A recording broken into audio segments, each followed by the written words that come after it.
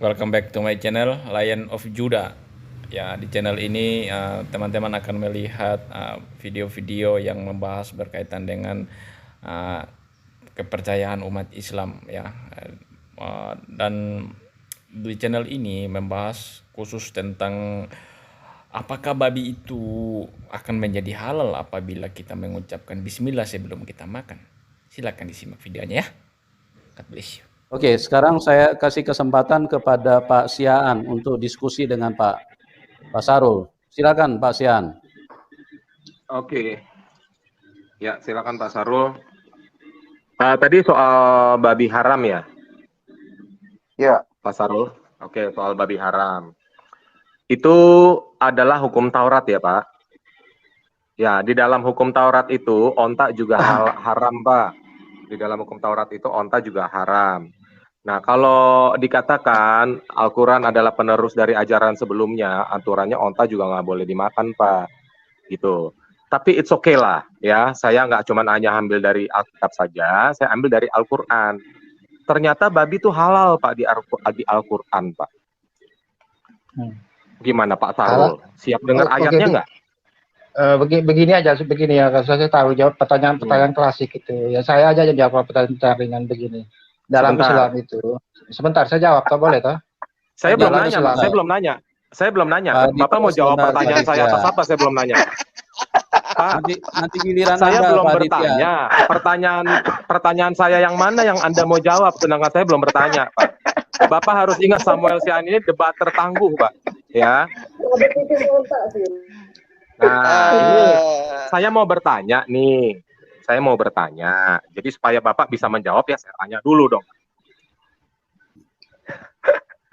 Kan sudah tadi tanyanya, tanyanya kenapa babi dihalalkan, kan itu pertanyaannya. Situ aja yang apa amnesia tadi. Iya kan? Maka saya jawab, kenapa babi itu diharamkan dalam Islam itu bukan karena babi kotor, bukan karena babi itu ada setannya, dan bukan karena babi itu ada bakterinya. Tapi babi diharamkan dalam Islam itu murni supaya kita itu taat kepada perintah Allah. Itu aja, simple aja itu.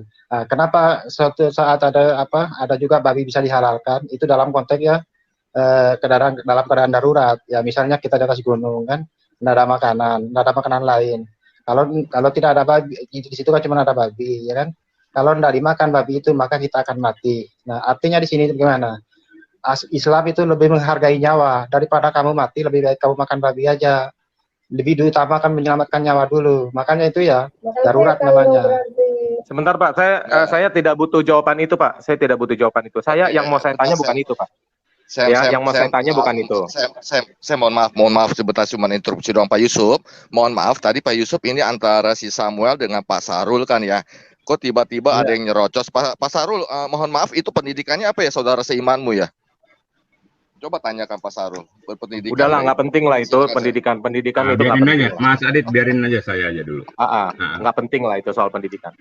Ini saya sekarang mau tanya sama Pak Sarul. Pertanyaan saya baca dulu ayat Al-Qur'annya Pak. Ini soalnya saya takjub sekali baca ayat Al-Maidah ayat 3 Pak. Surah Al-Maidah ayat 3 ya.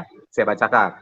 Diharamkan bagimu memakan bangkai, darah, daging babi yang disembelih di atas nama selain Allah. Saya ulangi ya Pak, saya ulangi. Diharamkan bagimu memakan bangkai, darah, daging babi, yang disembelih atas nama selain Allah. Berdasarkan logika kata-kata ini, berarti babi kalau disembelih dalam nama Allah nggak haram Pak. Coba. Halal tuh. Baik, gimana terima kasih. Iya, silakan. Ilustrasi Bapak cukup menarik. Cuman statement Allah di awal ayat itu jelas, bangkai, darah, dan daging babi itu haram. Dan hewan yang disembelih selain nama Allah. Lalu Bapak mengambil satu, dengar siapa yang bicara ini? Diam dulu lah. Jadi itu udah termaktub, babi itu bukan bicara sembelih atau tidak. Babi disembelih dengan nama Allah pun tetap haram. Maksudnya itu adalah binatang yang boleh dimakan disembelih tanpa mengucapkan Bismillahirrahmanirrahim. Itu penjelasannya, Bos. Iya Pak, terima kasih. Penjelasan Bapak saya hargai. Saya setuju sih. Kalau saya Muslim, saya setuju penjelasan Bapak. Masalahnya penjelasan Allah nggak kayak begitu Pak. Ayatnya sudah jelas secara eksplisit mengatakan daging babi. Ya, daging babi, koma, yang disembelih atas nama selain Allah. Nah, jadi kalau menyembelih babi dalam nama selain nama Allah, itu haram. Kan begitu? Saya ulangi ya. Diharamkan bagimu, langsung komanya ke babi ya. Diharamkan bagimu, koma, daging babi yang disembelih atas nama selain Allah. Jadi kalau disembelih dalam nama Allah nggak haram, Pak. Kan logika kata-kata begitu, Pak. Asumsi Tapi Bapak ya nggak apa-apa. boleh. Asumsi Bapak boleh. Oh. Iya. Saya kan tidak menyalahkan asumsi Bapak. Begini Pak, ayat ini bukan saya asumsikan, bukan saya tafsirkan. Saya tidak sedang menafsir ayat, ini terjemahan Pak. Itu. Saya sedang tidak menafsir. Jadi secara plain bunyinya begitu Pak. Baik. Makanya Tidak Pak, seperti Bapak, tidak seperti itu bunyinya, Pak. Itu dibohongi Pak, biarkan dulu dipotong Mas ayatnya. Adit. Biarkan dulu Mas Anda Adit. diam, Biarkan Adit. aja. Ya, saya Jadi meluruskan gini. ayatnya salah Nah, itu Pak. Jadi itu kan Kamu ada tunggu ya. saya bertanya, Adit. Nah, Ya. jadi itu kan ada ujungnya itu Mas, daging babi ya. Dalam kurung daging ya, daging babi dan daging dalam kurung kan ya, hewan yang disembelih dengan tanpa menyebut nama selain Allah gitu. Nah, Bapak berasumsi binatang apapun yang disembelih ya dengan nama Allah halal. Itu asumsi gitu loh. Tapi yang jelas justifikasi awalnya itu babi tetap haram. Mau disembelih dengan nama Allah pun tetap haram. Karena di situ udah diutarakan di awal. Gitu, Pak. Jadi gini, diskusi itu begini, Pak. Bapak kan bertanya tentang iman kami ya. Jadi iman kami memahami ayat Al-Qur'an, apapun alasannya babi tetap haram. Nah, kalaupun Bapak berekspektasi seperti itu, saya tidak bisa membantah Bapak. Tapi jangan menjadikan itu untuk membantah iman saya. Paham ya, Pak ya? Iya, nggak apa-apa. Tapi di sini saya lebih di atas loh Pak, karena saya sedang tidak menafsir. Ini ayat Al-Quran ngomongnya seperti itu. Simpel aja. Saya Gitu tidak aja, mengatakan Bapak menafsir. Bapak tidak beriman, itu saja. Kalau tidak beriman terhadap apa Pak? Al-Quran yang Anda bicarakan ini, Anda sedang tidak beriman. Itu Iya, nggak bisa Anda berarti bantah gitu loh. Iya, saya tidak beriman kepada Al-Quran karena saya Kristen, betul. Betul. Tapi, iya, saya ngerti Pak, nggak usah dijelasin ya. Tapi ayat 3 ini Pak, tanpa tafsir Pak, saya percaya bunyinya kayak begitu Pak. Gitu loh Pak. Bagaimana Tanpa mungkin tafsir. Anda percaya? Nanti dulu. Anda sinkron dengan pemahaman awal. Bagaimana mungkin Anda percaya sementara Anda tidak beriman? Ambivalen namanya. Gitu loh. Itu ambivalen namanya. Gitu loh. Gini Pak ya, konteks iman di dalam kekristenan bukan konteks yang Bapak mengerti. Jadi Jangan makanya memberikan kita nggak bisa komparasi ketemu. berpikir dengan saya. Jangan memberikan komparasi berpikir dengan saya. Hati-hati. Begini Pak, ya. Konteks iman di dalam kekristenan dan keyahudian itu berbeda dengan konteks iman yang Bapak pikirkan di dalam Al-Quran. Ya, jadi di sini saya sebentar Pak, jangan dipotong dulu Pak. Saya belum selesai Pak. Jangan dipotong Pak. Anda jangan memberikan komparasi iman Yahudi atau Kristen. Sebentar Pak, Anda jangan dipotong dulu. Kan tadi kan logika saya. berdiskusi kan ada etika ya Pak ya. Saya belum selesai bicara. Bapak kan dipotong nggak suka. Jadi jangan potong bicara saya. Bapak offside. Tapi saya katakan Bapak offside. Bapak offside. Silakan kalau mau Bapak mau bicara, silakan. Kalau offside sih tidak, ya. Ya jelas offside ini kan Pak. begini, saya percaya gini Pak sebentar. Ini kan Al-Maidah ayat 3. Saya percaya bukan beriman ya Pak, karena konteks iman yang saya mengerti di dalam Alkitab adalah iman adalah dasar dari segala sesuatu yang tidak kamu lihat. Itu dia. Oke, sekarang kita kembali lagi. Di sini dikatakan daging babi diharamkan, Pak. Ya, saya jelasin lagi ya. Daging babi itu haram jika disembeli dalam nama selain Allah. Simple aja, Pak. Bapak kan S2, Pak. Nah, jadi kalau disembelih dalam nama Allah dong halal loh. Itu kan logika bahasa, Pak. Gitu. Udah selesai? Udah dari jam kemarin jam 3 Mas saya selesai. Silakan Pak Sarul. Saya rasa Anda tadi orang berpendidikan baik ya, tapi Anda mencoba memberi konklusi dengan asumsi subjektiviti Anda gitu loh. Saya lagi menerangkan iman saya. Bukan kita bicara Al-Maidah. Dengar Pak. Kalau saya bicara. Dengar Pak. Ya jangan bicara, gitu loh. Paham? Paham. Soalnya kan tadi saya nyontoh Bapak kan begitu. Silakan Pak, lanjut Pak. Paham ya? Paham Pak. Yang pertama, kesalahan Anda memberikan kooperasi berpikir tentang iman. Nonsen Anda bicara iman Anda dengan hak saya gitu loh, karena tertolak gitu loh. Saya mau bicara dengan Anda karena Anda membicarakan iman saya, paham? Paham Pak, ampun Pak. Nah artinya apa? Dengarkan konsep iman saya, perkara Anda memberikan konklusi yang berbeda, itu hak Anda, paham? Paham Pak, ampun Pak. Artinya babi jelas mutlak haram. Disembelih pakai nama Allah pun bismillahirrahmanirrahim dia tetap haram. Paham sampai di sini? Paham. Jangan paksakan keadaan Anda dengan iman saya. Silakan yang lain. Pak. Sudah Pak. Sudah ya. Tadi Bapak bilang dalam kondisi tertentu nggak haram. Gimana Pak? Siapa yang bilang? Tadi Bapak bilang saksinya banyak loh di sini. Yang bilang siapa? Saksinya banyak. Tadi Bapak bilang dalam kondisi tertentu, bila mudaratnya lebih baik, ya dimakan. Kan begitu kan. Tadi kan banyak saksi di sini berkata. Yang bilang Bapak lupa sama premis Anda sendiri. Saya tidak berpremis. Tadi kalau nggak salah, itu Mas Adi, Tia bicara, itu pun saya benarkan. Maksudnya itu, dalam hal darurat, masuk hutan, hampir mati, nggak ada makanan, lewatlah babi, coleklah babi itu untuk dipanggang. Boleh. Pakai kecap, kata Ustadz Abdul Somad. Siapa bilang itu Abdul Somad? Itu kata Rasulullah kok. Kata Abdul Somad pakai kecap boleh katanya. Artinya apa? Sesuatu yang tidak berlebihan boleh pada saat kita di darurat. Pada saat kita melihat pisang, babi menjadi haram kembali, Bos. Iya, oke. Berarti terima kasih ya Pak. Jadi ketika tadi Bapak mengkondisikan bagaimanapun juga tetap haram, jadi gugur ya Pak. Bapak kan bicara ayat tadi kan? Iya. Yang udah haram, terus kan disembelih pakai iya, kan? Bismillah.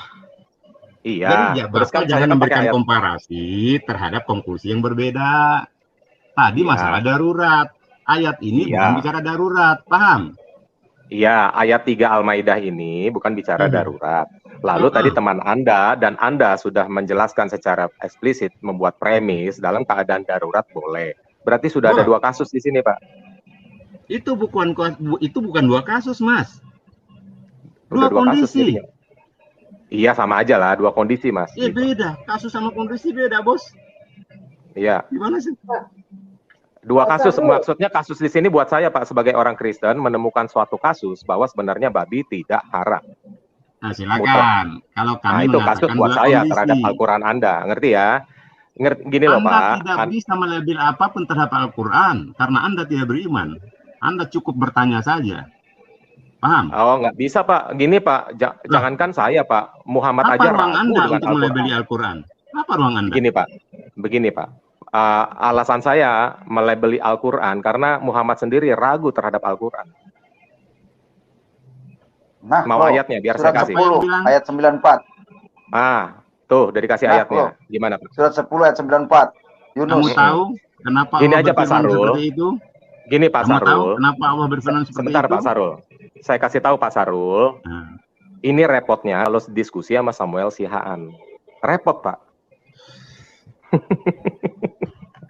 Jadi Muhammad ragu, muter, apalagi yang nggak sekolah, makin pusing. Jadi yang sekolah diam, yang nggak sekolah diam dulu, biar saya dengan Pak Samuel. Masalahnya di mana Pak Samuel? Iya, jadi saya menemukan 2 kasus, yaitu ini buat saya jadi kasus loh Pak. Nah kan, jadi kan di sini kan kalau disembelih dalam nama selain Allah haram tuh babi. Tapi kalau dalam nama Allah berarti kan kita harus berpikir secara 2 arah loh Pak ya kalau dalam berlogika. Nah, begitu. Nah, terus kasus yang satunya lagi, kasus kedua adalah bahwa teman Anda sendiri dan Anda sendiri sudah membuat premis eksplisit dan jelas bahwa dalam kondisi tertentu babi itu adalah halal. Kalau mudaratnya lebih baik. Kan begitu. Kenapa diputar lagi, Pak? Ya Ini kan sudah, udah itu kita bahas saja. tadi. Saya mau lanjutkan ke teman saya kalau sudah begitu. Jadi apapun yang Anda jelaskan, Anda membuat tafsir. Konklusi Oke. Anda patah gitu loh. Enggak masalah. Enggak masalah. Karena Jadi Al-Maidah ayat setiap muslim Gimana? yang mendengarkan Anda ketawa dia, Pak, gitu loh. Ya Ini wajar siapa dong. ini orang Masa gitu. Kristen yang ngetawain saya? Ya wajar dong. Sebentar saya baca ayat yang Tidak bunyinya beriman begini. tapi memberi konklusi. Lucu Anda ini. Lo nggak masalah. Ini kan Kalau saya Arabnya memberikan kan konklusi ada. sebentar. Kalau saya memberikan konklusi, Pak, jangankan saya menggugat Al-Qur'an. Muhammad sendiri ketika Allah berfirman kepadanya yang surat tadi disebutkan Pak Muhammad Aceh, Muhammad ragu. Dan ngomong Muhammad ragu tuh Allah loh. Hai Muhammad, jika engkau ragu. Allah berkata, hai Muhammad, jika engkau ragu. Ini jika. Jadi nih gue nggak tahu nih Allah nih ragu. Allah nih tahu nggak Muhammad nih ragu apa enggak? Karena jika. Nah, begitu Pak. Jadi kalau Muhammad aja ragu, kata Allah, Allah kan maha tahu. Nah, apalagi saya yang orang Kristen, Pak. Logikanya gitu. Itu loh, Pak. Nah, makanya kalau ragu tanya. Makanya ragu tanya. Jawabannya itu jelas. Buka Al-Baqarah ayat 85. Barang siapa mencari agama seluar Islam, tertolaklah daripadanya dan di akhirat dia kena neraka jahanam. Baca itu Al-Baqarah 45, Bos. Saya setuju. Kalau ragu bertanya. Dan saya seorang yang suka bertanya. Nah, ini saya tuh lebih rendah hati, Pak. Karena Allah saja sang supremasi itu yang kamu sembah itu pun bertanya.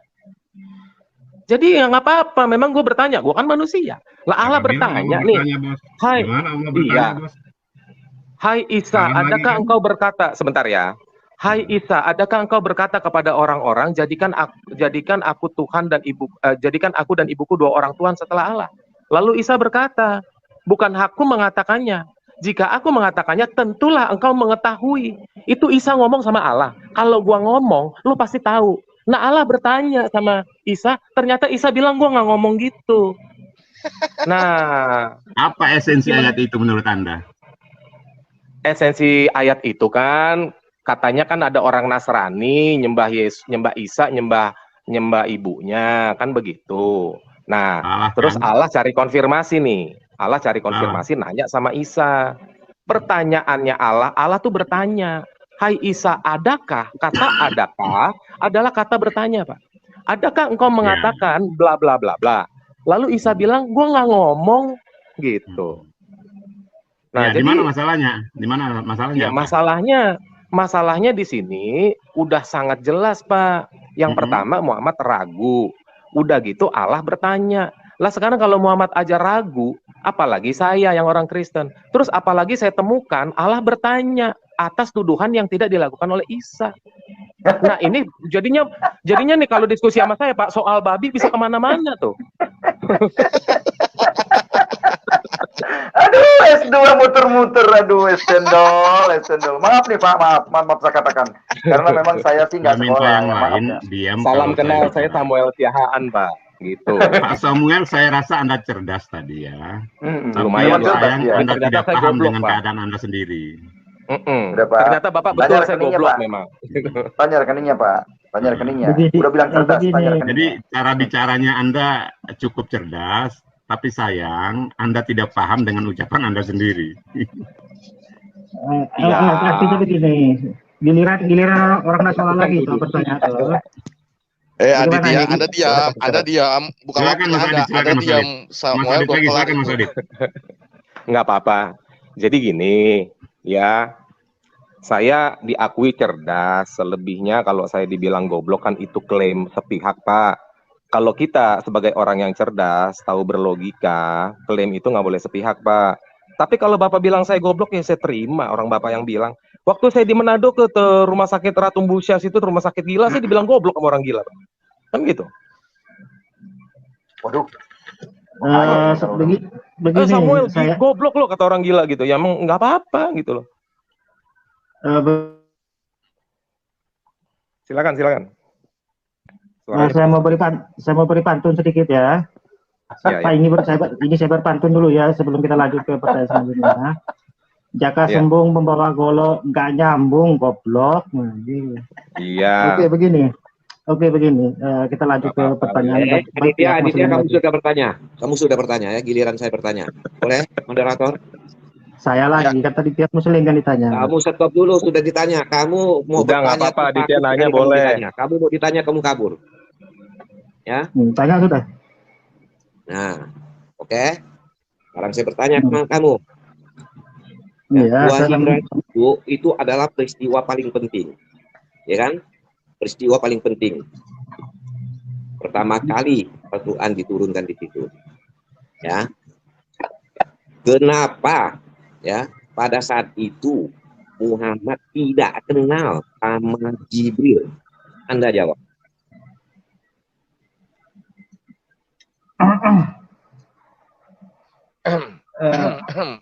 Itu kan wahyu pertamanya kan? Sebentar, saya sambung dulu. Allah Subhanahu Wa Taala kan mengutus Jibril, ya kan? Katanya begitu. Tetapi Muhammad tidak kenal. Bagaimana Muhammad tahu itu utusan Allah? Itu loh. Enggak, Jawab. itu oke. Sebelum saya jawab, saya perjelaskan dulu pertanyaan situ kan. Itu yang situ maksud itu wahyu pertama atau wahyu setelahnya? Soalnya kan ada beda tempat juga kan turunnya Al-Quran itu kan. Dari Al-Quran kan pertama di Gua Hira itu pertama sekali dia ketemu, kan pertama kali ketemu di situ. Dari bang pertama, gimana kamu ini? ya wajar lah karena beliau kan saat itu kan mendapat wahyu yang pertama kali, ya kan. Memang sih awalnya diawali mimpi. Ya, ketika beliau tidak kenal ya wajar karena itu yang pertama kalinya. Ya namanya juga yang pertama kali ya selalu perlu tanya kan. Tapi untuk selanjutnya kan tidak. Saya hargai jawaban kamu. Saya hargai jawaban kamu walaupun asumsi ya. Tapi ini peristiwa penting loh, membawa pesan yang sangat penting. Masa membawa pesan sangat penting paling tidak Jibril memperkenalkan diri, ya kan? Tahu? Saya tambahin dulu nih biar nggak terlalu suntuk. Nggak terlalu suntuk saya tambahin. Muhammad tahu itu Jibril gitu loh. Ya. Gini bro, saya tambahin biar nggak terlalu suntuk ya, biar agak seger dikit. Kalau saya jadi Jibril datang ke Muhammad, bukan ke Muhammad lah, datang ke Yanto misalnya. Terus Yanto nggak kenal sama saya sebagai Jibril. Saya akan bilang gini, Yanto lu lanciawa. Pasti begitu Pak. Lanjut Pak, silakan. Ya situ udah boleh berandai-andai lah. Kita ini bicara kitab suci. Saya keluar dulu, masuk lagi Pak. Ini ada telepon masuk, suara saya jadi kecil. Oke, saya keluar dulu bentar. Giliran saya lagi kita bertanya tuh. Oke, begini pertanyaannya. Jawab dulu. belum jawab. Jawab. Kan sudah tadi kan. Nah, sesuatu yang belum karena jawaban kamu itu ngambang. Sekarang itu dikatakan firman Tuhan, sedangkan dia membawa firman seorang yang mengaku membawa firman Tuhan, tapi dia tidak kenal, hanya mengaku bahwa ya aku bawa firman Tuhan loh, ini loh. Bisa dipercaya begitu? Dari mana dasar kamu percaya? Tapi kan dialognya di situ jelas kan, walaupun beliau mengatakan tidak mengatakan kan dijelaskan bahwa ini seorang utusan dari Allah, itu kan apa salahnya kan diperkenalkan juga di situ kan. Nah, sekarang di situ ada diperkenalkan sebagai Jibril, tidak ada, kamu bohong. Nah, sekarang situ begini ya, sebelum situ bertanya hal yang demikian, apakah Anda sadar juga ya? Sekarang kamu kan mengalihkan pembicaraan, ini belum giliran kamu bertanya, kamu jawab dulu. Udah selesai pertanyaan jawaban itu kan, sudah selesai kan? Berarti jawaban itu ya tidak membuktikan itu otentik. Selanjutnya, selanjutnya begini. Terus Muhammad tahu dari mana itu Jibril? Ya satu-satu, giliran saya lagi bertanya harus satu-satu. TikTok. Nah, ini masih ruang saya, Nah, kita TikTok aja. Mana gitu? Dari mana Muhammad tahu Jibril? Ya oke, kita TikTok aja. Situ kan dari mana Muhammad tahu itu Jibril? Silakan. Ya setelah Jibril memperkenalkan dirinya kan. Ya, giliran TikTok lagi toh, saya lagi toh. Sekarang begini. Bukan dari mana Muhammad tahu itu Jibril. Dan pertanyaan saya begitu. Kamu belum tahu, belum ada kasih tahu saya. Dari mana dia tahu? Belum ada kamu kasih tahu saya. Belum terjawab itu. Kan ada hadisnya, ya Jibril memperkenalkan diri di situ, maka Nabi Muhammad ya mengenalnya kan.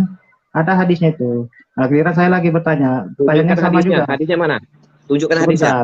Sebentar, giliran pertanyaan saya yang sama. Oh, ya. ini belum kamu sebentar. jawab. Ini belum kamu jawab. Jawab dulu, ya. Kamu dari dulu tidak bisa jawab pertanyaan saya. Jawab dulu. Sebentar dulu, kita harus satu-satu. TikTok kita Jawab. begini. Ini satu-satu namanya. Kamu jawab dulu. Nanti giliran kamu diatur moderator bertanya. Sudah saya jawab tadi. Nanti Mana? Siapa yang ngasih tahu? Siapa yang ngasih tahu? Muhammad itu Jibril. Jawab.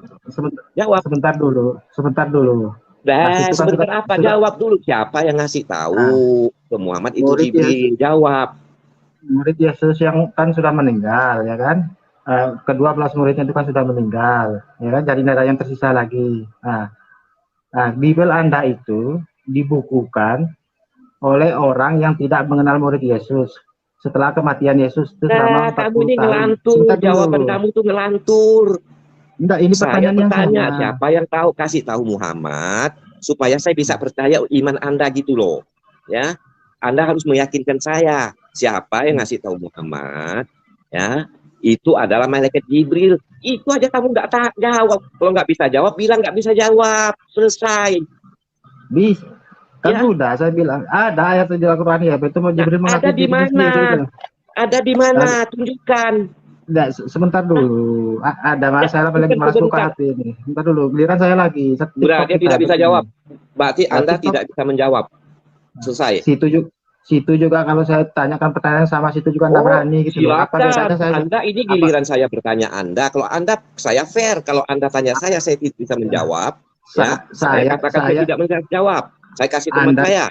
Anda juga saya tanya ini saya tanya siapa yang ngasih tahu? Siapa? Anda tahu nggak siapa? Saya tanya Anda juga pertanyaan sama juga, Anda tidak berani itu loh. Apa bedanya saya sama dengan situ? Nah, saya tanya Anda siapa yang ngasih tahu Muhammad itu bahwa itu Jibril? Usah sekali kamu jawab. Aneh. Makanya sebelum membuat pertanyaan itu ya pikir-pikir dulu bagaimana kalau pertanyaan itu ditanya kepada Anda. Saya bisa menjawab pertanyaan kamu. Saya yakin bisa menjawab pertanyaan kamu dengan standar yang berbeda. Silakan kamu jawab dulu. Situ bilang berani giliran saya tanya nggak mau juga gitu loh. Kamu belum jawab. Kamu belum jawab. Makanya begini bro. Kamu belum jawab. Ya. Atau begini. Bentar. Atau begini, stop, kamu tidak bisa jawab. Saya alihkan ke Pak Sarul aja, lebih enak. Silakan Pak Sarul. Makanya kalau bertanya tuh jangan bertanya Pak Sarul aja. Silakan Pak Sarul yang jawab, Pak Sarul. Jangan bertanya hal yang berbau goib. Tanya ulang. Sudah. Kamu tidak bisa jawab. Saya alihkan ke Pak Sarul. Silakan Pak Sarul, bisa jawab Pak Sarul.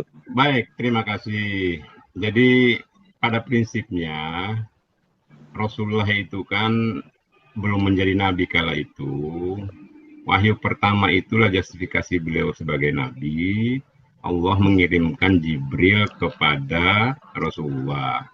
Adapun Rasulullah itu bertanya dan ragu tentang siapa itu Jibril, saya rasa itu sah-sah saja. Barang siapa yang belum pernah kenal dan belum pernah ketemu sama sekali, dia akan ragu dan bertanya. Jibril itu mengaku. Mungkin begitu ya.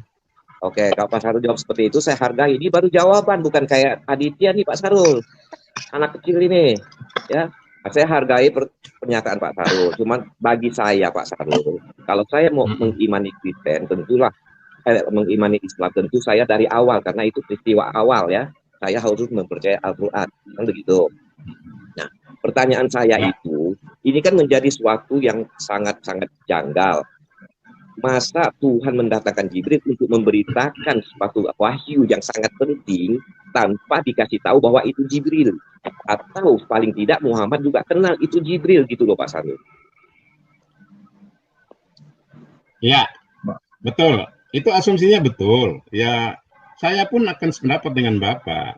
Tapi itu anggap bahwa Allah memberitahukan dari awal utusannya itu akan hadir kepada Muhammad SAW. Itu masalahnya. Kecuali Allah menyampaikan tahukan terlebih dahulu. Tapi kan emang Rasulullah belum jadi nabi. Tidak mungkin Allah langsung dialog dengan makhluk. Gitu Pak. Makanya kalau bertanya di situ Pak. Tapi itulah esensinya bahwa Rasulullah pada saat itu belum jadi nabi. Ya, makanya Jadi gitu bertanya Pak tuh ya, Fernando ya. ya, bertanya yang nggak ada konteks ketuhanan aja, yang langsung ke jantung sasaran itu. Pertanyaan yang pikir-pikir yang hanya tidak menyentuh konsep ketuhanan itu ya debat kusir itu namanya.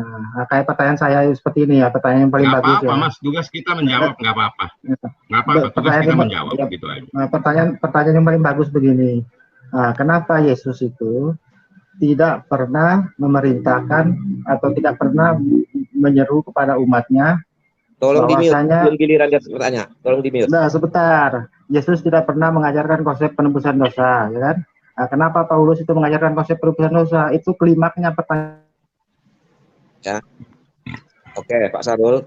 Pak Sarul pernah Ya, dengar cerita Pak Sarul bahwa setelah Muhammad tidak tahu, dia menemui Khadijah. Kemudian Khadijah bawa ke Warokah. Betul? Iya. Betul. Betul. Nah, bagaimana Pak Sarul, ya kan? Dikonfirmasi lagi ke Warokah. Warokah sendiri juga tidak pernah ketemu Jibril. Ya kan? Sedangkan kan yang ketemu sendiri tidak tahu, kemudian tanya kepada orang tidak tahu, ya kan? Dan bisa mengklaim bahwa itulah kebenaran dari Allah Subhanahu wa taala begitu. Ya. Dari mana Pak Harul bisa meyakinkan saya bahwa itu benar-benar Jibril yang diutus oleh Allah Subhanahu wa taala begitu? Iya, betul. Sebetulnya itu ada rentetan kisah sebetulnya. Warokah bin Naufal itu kenapa diarahkan oleh Khadijah ke sana. Jadi pada saat beliau itu remaja, pada saat Rasulullah SAW itu sebelum jadi nabi, Warokah bin Naufal itulah yang menjustifikasi bahwa dari tanda dan fisik ini, inilah yang nabi yang dijanjikan Allah Tuhan itu, nabi terakhir itu inilah. Makanya disampaikan ke Abu Thalib, jagalah anak ini, jagalah anak ini, jagalah anak ini. Jadi sebetulnya rentetannya di situ, Pak. Kalau ditanya, apakah Warokah pernah ketemu Jibril? Saya rasa sama jawabannya, tidak. Hanya saja tanda awal itu Warokah tahu terhadap diri Rasulullah. Gitu, Bos. Oke, saya hargai pernyataan Pak Sarul, ya, jawaban Pak Sarul. Kami sebagai orang luar sangat-sangat menyaksikan itu karena tanpa ada saksi, kemudian saling mengklaim yang ini tidak tahu, yang ini tidak tahu, jadi berputar di situ, ya. Tapi tidak apa-apa, itu namanya iman Pak Sarul ya. Silakan audien yang mendengar, ya kan. Nah, untuk bukti autentik dan saksi dan sebagainya itu Pak Sarul untuk menjawab. Tapi sangat meragukan bagi kami begitu. Silakan jawab yang kembali waktu ke moderator, silakan. Oke, pertanyaan. baik. Sudah cukup ya. Artinya begini, teman-teman, kita dibatasi dengan waktu dan kondisi. Jadi kita cukupkan dulu sampai di sini. Nanti besok kita lanjutkan ya jam 7 malam. Terima kasih buat Pak Sarul sama Pak Aditya yang sudah bergabung. Kami sama-sama sangat Pak Yusuf. Ya, nanti kita akan berjumpa di program selanjutnya. Oke. Terima kasih. Ya.